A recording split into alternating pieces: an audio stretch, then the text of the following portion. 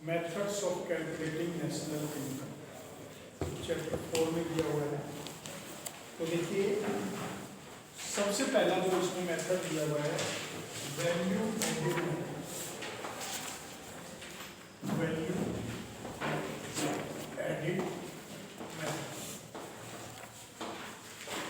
Added method को आप product method के नाम से भी जानते हैं। Product method. अब देखिए इसमें क्या दिया हुआ है, value added method measures national income in term of value addition by each producing enterprise in the economy during an accounting year. किसी भी अकाउंटिंग ईयर के दौरान जो भी आपकी प्रोड्यूसिंग एंटरप्राइज हैं उनके द्वारा कितनी वैल्यू का एडिशन किया गया है वो आपका वैल्यू एडेड मेथड में आता है। तो वैल्यू एडेड मेथड में हम क्या करेंगे, value of output minus intermediate consumption,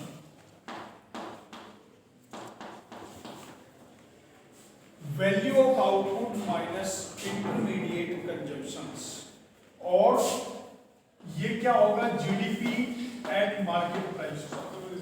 क्या होगा, GDP at market price.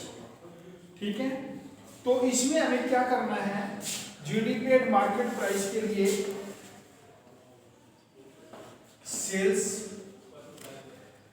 Plus sales minus purchase plus change in stock plus change in stock और प्लस नेट एक्सपोर्ट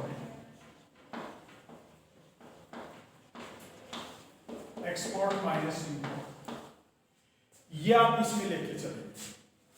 ठीक है, तो देखिए अब इसके बाद इसमें जो पॉइंट आएंगे उन पॉइंट को आपने देखना है कि चेंज इन स्टॉक, जैसे इसमें वर्ड आया है change in stock, closing stock minus opening stock, closing stock minus opening stock, और इंटरमीडिएट कंजम्पशंस, इंटरमीडिएट कंजम्पशंस में it refer to value of non factor input, land, labour, capital, entrepreneurship. ठीक है, जो भी इंटरमीडिएट कंजम्पशंस हैं वो आपके इसमें शामिल होंगे। तो हम क्या करेंगे, वैल्यू ऑफ आउटपुट में से इंटरमीडिएट कंजम्पशंस अगर हम माइनस कर देते हैं या सेल्स में से परचेज माइनस कर देते हैं, चेंज इन स्टॉक को ऐड कर देते हैं और आप नेट एक्सपोर्ट को ऐड कर देते हैं, तो वो वैल्यू आपकी किसकी आएगी, वो वैल्यू आपकी आएगी जीडीपी एट मार्केट प्राइस। अब देखिए इसमें precautions,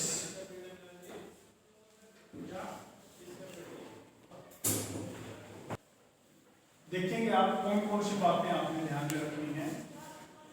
value of sales and purchase of second hand goods is not include when estimating the value added और जीडीपी। देखिए आपने ये बुक खरीदी, फर्स्ट टाइम बुक खरीदी उसकी वैल्यू तो ऐड होगी, लेकिन सेकेंड टाइम आपने इस बुक को खरीद लिया, जैसे किसी से पुरानी बुक आपने खरीद ली तो सेकेंड हैंड गुड्स हो गए आपके। तो अगर आप कोई भी सेकेंड हैंड गुड्स परचेज करते हैं तो उसको शामिल नहीं करेंगे। मान लीजिए आपने कोई सेकेंड हैंड गुड्स व्हीकल वगैरह परचेज किए हैं तो उसकी वैल्यू को आप वैल्यू एडेड में शामिल नहीं करेंगे। क्यों नहीं करेंगे, क्योंकि इनकी वैल्यू पहले ऐड हो चुकी है। मान लो हमने ये पहली बार बुक खरीदी तो इसकी वैल्यू ऐड होगी, अब दोबारा खरीदेंगे इसको तो फिर इसका मतलब दोबारा ऐड होगी, दोबारा ऐड नहीं करनी है, तो सेकेंड हैंड गुड्स की वैल्यू को शामिल नहीं करना है, सबसे पहला पॉइंट। अब दूसरा पॉइंट इसमें सेकेंड हैंड गुड्स पे एक चीज या तो ध्यान में रखना है, आपने कोई व्हीकल खरीदा सेकेंड हैंड, उसकी वैल्यू तो ऐड नहीं करेंगे, लेकिन उस पे आपने कुछ खर्चे किए, वो तो आप फर्स्ट टाइम कर रहे हैं, उनको ऐड करें, ये ध्यान रखना है उसमें। Commission earn on account of sales and purchase of second hand good is include. Second hand goods को खरीदते बेचते समय आपको कोई कमीशन मिला, जैसे प्रॉपर्टी डीलर है, कोई भी गुड्स खरीदेंगे बेचेंगे दोनों पे कमीशन होता है ना। तो खरीदते बेचते समय, सेकंड हैंड गुड्स को खरीदते बेचते समय जो कमीशन अर्न होता है उसको हम शामिल करेंगे, ठीक है। On account production of goods for the producing unit. देखिए किसी भी प्रोड्यूसिंग यूनिट ने, मान लीजिए आप कार मैन्युफैक्चरिंग कंपनी है और आपने एक कार का मैन्युफैक्चर किया और आप उसको सेल्फ यूज कर रहे हैं, ठीक है। तो on account production of goods of producing unit is taken into account while estimating value of national income, तो उसको हम शामिल करेंगे। Imputed value of production of self consumption is taken into account again because these goods are like those produced for the market, wheat produced and consumed by the farming families themselves. Imputed value means आपने कोई भी goods का production किया और उसको self consumption के लिए utilise कर रहे हैं,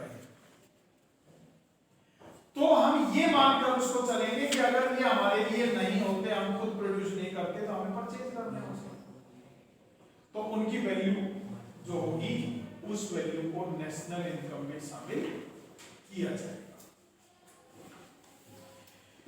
value of intermediate goods is not include in the estimation of national income. Intermediate goods की वैल्यू शामिल नहीं होगी, वो फार्मूले में माइनस किया हुआ है। Imputed rent on the owner's occupied house is to be taken into account। अगर मान लीजिए आपका खुद का घर है और आपने बिजनेस पर्पस से या जैसे भी यूटिलाइज कर रहे हो, तो उसका जो रेंट है वो आप नेशनल इनकम में शामिल करेंगे। Service for self consumption are not considered while estimating value added simply because it is difficult to estimate their market value, like for example service of हाउसवाइफ्स। आपकी मम्मी आपके घर पे काम करती हैं, उसके वर्क का एस्टिमेट नहीं कर सकते कि सुबह से शाम तक उसने 1000 रुपए का काम किया, 2000 का किया, 20,000 का किया। तो इस प्रकार की अगर कोई सर्विस है तो उसको आप नेशनल इनकम में शामिल नहीं कर। तो देखिए अब मैं इसको दोबारा रिपीट कर रहा हूं। सबसे पहले वैल्यू एडेड मेथड, तो वैल्यू एडेड मेथड में value of output minus intermediate consumption, sales minus purchase plus change in stock plus net export, या जीडीपी एट मार्केट प्राइस के लिए लिखें। अब आपका पॉइंट जो इसमें दिया हुआ है कि आपने जो प्रिकॉशंस, सावधानियां इसमें ध्यान में रखनी है। अगर कोई सेकंड हैंड गुड्स आप परचेज करते हैं तो उसकी वैल्यू को आप इंक्लूड नहीं करेंगे, लेकिन उस सेकंड हैंड गुड्स को परचेज करते समय, सेल्स करते समय कोई कमीशन अर्न किया गया है तो उसको आप नेशनल इनकम की कैलकुलेशन करते समय शामिल करेंगे। ऑन अकाउंट प्रोडक्शन, आपने खुद के लिए कोई प्रोडक्शन किया है, मान लीजिए आप कार मैन्युफैक्चरिंग कंपनी है और आपने अपने लिए कार का मैन्युफैक्चर किया, उसको जो वैल्यू एडेड मेथड से नेशनल इनकम का आप कैलकुलेशन करेंगे तो आप उसको शामिल करेंगे। Imputed value of production of self consumption, self consumption के लिए आपने कोई भी गुड्स का प्रोडक्शन किया है, मान लीजिए वीट का प्रोडक्शन किया है और आप उसको सेल्फ कंज्यूम कर रहे हैं तो उसकी वैल्यू को आप नेशनल इनकम में शामिल करेंगे। इंटरमीडिएट गुड्स की वैल्यू को नेशनल इनकम में शामिल नहीं किया जाएगा। इंप्यूटेड रेंट, आपका कोई मकान है किराए पे दिया हुआ है, उसका जो किराया है उसको नेशनल इनकम की कैलकुलेशन करते समय हम शामिल करेंगे।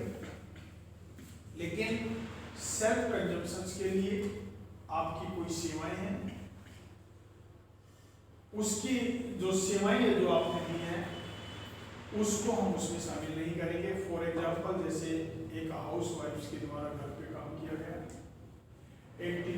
द्वारा अपने बच्चे को पढ़ाया गया, तो उसकी वैल्यू का फिक्सेशन नहीं है, और उसकी वैल्यू का जो फिक्सेशन नहीं है तो उसको हम नेशनल इनकम में शामिल नहीं करेंगे।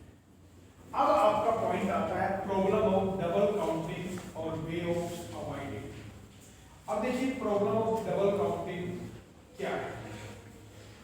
Suppose a farmer produce 1 ton of wheat and sell it for ₹400 in the market to flour mill। देखिए 400 रुपए का उसने सेल कर दिया। अब फ्लोर मिल ने क्या किया, as far as the farmer is concern the sales of wheat is the final sales and he get 400। He does not have to incur any expenditure on the cultivation of wheat. Rupees 400 become the value of contribution to GDP और value addition। ठीक है। अब flour mill वाले ने क्या किया, 600 रुपए का बेकर को बेच दिया, 200 रुपए बढ़ गए। तो जितने रुपए बढ़े हैं हम 600 रुपए इंक्लूड नहीं करेंगे।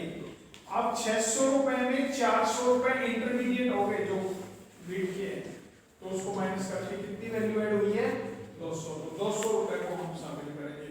अब बेकर ने शॉपकीपर को 800 में बेच दिए, तो दोबारा 800 शामिल नहीं करेंगे, कितने शामिल करेंगे, 200 रुपए शामिल करेंगे। इट मींस क्या है कि जो वैल्यू है उसकी डबल काउंटिंग नहीं करेंगे, उसमें जो वैल्यू ऐड हुई है उस वैल्यू को इसमें शामिल किया जाएगा, कंप्लीट वैल्यू को उसमें शामिल नहीं किया जाएगा।